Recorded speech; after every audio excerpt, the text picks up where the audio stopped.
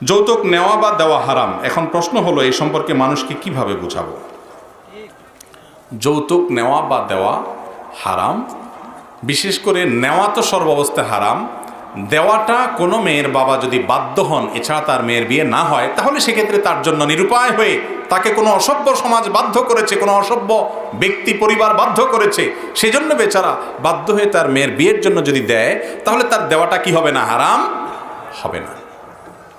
যারা যৌতুক নেন, মুরব্বীরা ছেলে বিয়ে করে যৌতুক নেন, চাচিরা ছেলেকে বিয়ে করায়া ছেলের শ্বশুরবাড়ি থেকে বিভিন্নভাবে আদায় করেন। সারা বাংলাদেশে আছে, আপনাদের এই অঞ্চলেও আছে না নাই? রমজানে ইফতারি দিতে হবে, বিশাল বড় আপনার স্তূপ করে ইফতারি নিয়ে যেতে হবে। মেয়ের বাপের কি আছে কি না আছে এসব দেখা দেখি নেই, ঠিক না ঠিক? ফলের সময় ফল কিনে দিতে হবে অনেক, হ্যাঁ, কোরবানের সময় গরুর কল্লা পাঠাইতে হবে, রান পাঠাইতে হবে, আর বিয়ের সময় তো বলতেই নাই, অনেক কিছু দিতে হবে। এসব কালচার আছে না নাই?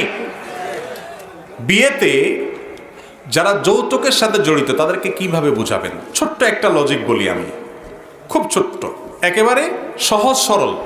সেটা হলো, যেই ছেলে কোনো মেয়েকে বিয়ে করে তুলে আনে, এই ছেলে ওই মেয়ের বাপের বাড়ির থেকে যে টাকা পয়সা নেবে, জিনিসপত্র নেবে, সুবিধা নেবে, এগুলো নেওয়ার তো একটা রিজন থাকতে হবে, কারণ থাকতে হবে। কেন নেবে? কিসের বিনিময়ে নেবে? মেয়ের বাপ বেচারা কি অপরাধ করেছে যে তাকে টাকা পয়সা দিতে হবে আপনাকে? যদি বলেন যে সে মেয়ে জন্ম দিয়ে অপরাধ করেছে, সেজন্য তাকে প্রায়শ্চিত্ত করতে হবে দিয়ে, তাহলে ভিন্ন কথা। একটা কথা সহজে বোঝার চেষ্টা করেন। আপনি যে মেয়েকে বিয়ে করছেন, এই মেয়েটা জন্মের পর থেকে বিয়ের উপযুক্ত হওয়া পর্যন্ত একে ভরণ পোষণ দিয়ে, খাওয়া দাওয়া দিয়ে, চিকিৎসা সেবা দিয়ে, শিক্ষা দিয়ে, সমস্ত কিছু দিয়ে গড়ে তুলেছে কে? কার বাবা? ওই মেয়ের বাবা, ঠিক না? তার পিছনে পড়ালেখা করায়া তাকে মানুষ করাইছে। সেই পড়ালেখা শেখার পর, আপনার সংসারে আসার পর, তার ওই পড়ালেখাটা কাজে লাগবে কোথায়?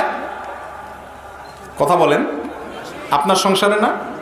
সে পড়ালেখা করে আপনার বাচ্চাদেরকে পড়াবে, আপনার ভাই বোনদেরকে পড়াবে, আপনার হিসাব নিকাশ রাখবে, আপনার এখানে সার্ভিস দিবে। অথচ পড়ালেখা করেছে কে? তার বাপ। সে খাওয়া দাওয়া করে বড় হয়েছে, ভরণ পোষণ করে বড় হয়েছে, কিন্তু সার্ভিস দিবে কোথায়? আপনার সংসারে।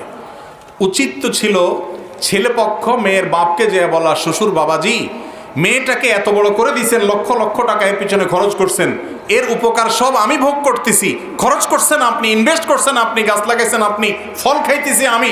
উচিত তো হলো সব হিসাব করে দেওয়া, এ পর্যন্ত যত যা খরচ